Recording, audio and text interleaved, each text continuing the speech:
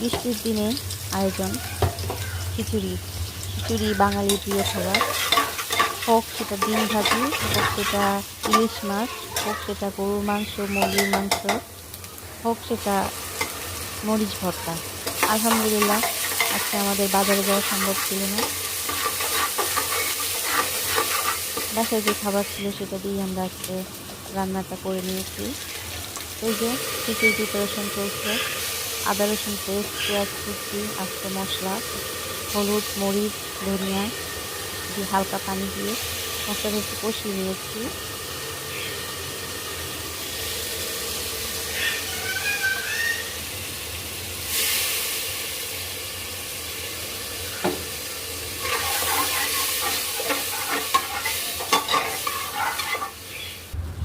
তারপরে যে ভাতের চাউল, যেটা আমরা রেগুলার ভাত খাই, সেই চাউলটা দিয়ে আমরা খিচুড়ি বেশি পছন্দ করি।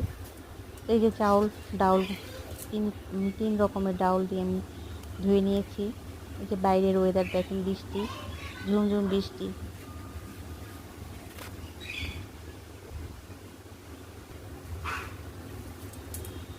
এখানে আমি ডাউল নিয়েছি, ছোলার ডাউল, মুগ ডাউল, মসুর ডাউল। মসুর ডাউলটা দিলে খিচুড়িটা অনেক সফট হয়, যার কারণে মসুর ডাউলটা বেশি খিচুড়িতে বেশি দিই। আগে একেবারে চাউল ডাউল সব কিছু কষিয়ে আমি পরিমাণ মতো পানি দিয়ে দিয়েছি। এরপরে গরম মশলা দিয়েছি, এটা আমি আমার ঘরে বানানো গরম মশলা। পরে লবণ দিয়েছি পরিমাণ মতো। তারপরে এখানে পানিটা যখন বসে গিয়েছে, 2-4 চামচ ঘি দিয়ে আমি প্রেসার কুকারের ঢাকনাটা আটকে দিব।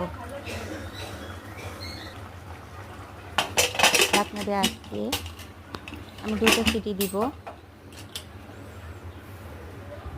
যে সিটি দিয়ে দিয়েছে, ও ঢাকনাটা আমি সিটি বাতাসটা সরিয়ে, এই যে আমার খিচুড়িটা রেডি।